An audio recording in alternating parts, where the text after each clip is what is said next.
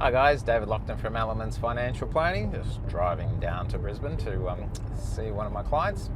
Had a really interesting day today, and what I want to chat to you about is really, do you want to rely on the government one day?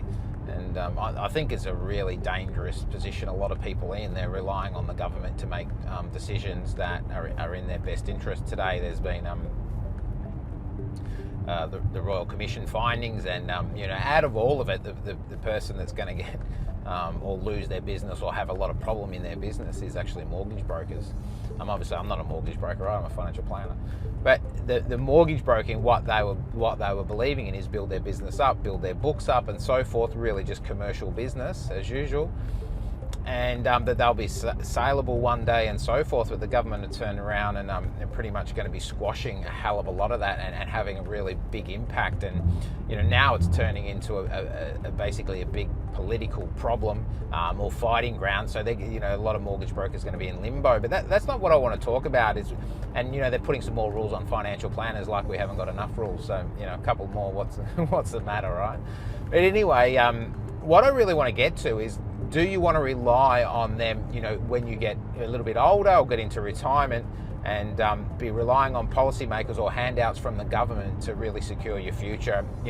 That's definitely not something I want. And most people I know, want freedom and create their own freedom and not be reliant on anyone else. And really, that's what I really want to talk to you about is, getting control of your money and selecting your investments and getting into investing so you don't have to rely on anyone, whether it's the government, handouts, friends, or inheritances, or whatever it may be, is really taking control of your finances so that you're not relying on anybody. And, one of the big things is a lot of people think that one day that their businesses will, they'll be able to sell their businesses and make a profit, and that will be their retirement. Depending on what industry you're in, that can be a really dangerous game. And I'm a real big believer in having multiple strategies. So I like superannuation, that's strategy. I like the share market, I like the property market, I like business, I like all of that. But at any time, some of those things can be taken away with you, depending on how you're invested, depending on business. It can be really volatile if the government makes some changes and make it difficult for your profession.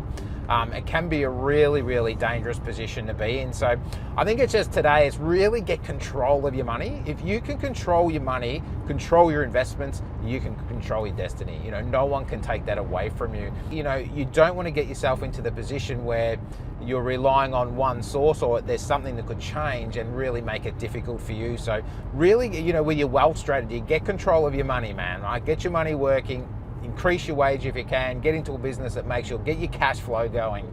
The second part of that is get investing, right? There's no use saving money, you've got to get money working for you, okay? So money building up in the bank, you've got to use the money, or you've got to use the equity, you've got to get stuff working for you, right? So getting into, whether it's the share market, whether it's small business, the property market, or in superannuation, you've got to get your money working for you.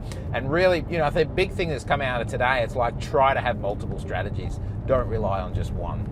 I'm a big believer that personally, I'm investing in all the areas to really build my wealth. So, if something happens one day, it's a bit of a shock to me today, looking at, not that, I think in financial planning, I'm a fee-for-service financial planner anyway.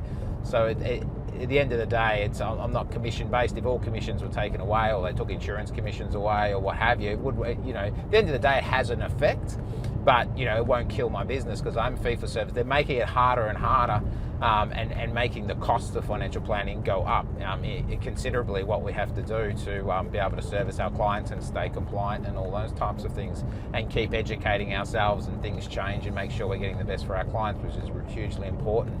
But at the end of the day, we want to be investing in ourselves to really move forward and use all the skill sets out there so that you can be, financially free one day. And that's what I mean is free. So if someone makes a decision, at the end of the day, you've got cash flow coming in from different sources, that it won't be the end of the day, and then you can look after yourself, your family, and really have that peace of mind. So I just really wanted to, I probably ranted on a little bit today.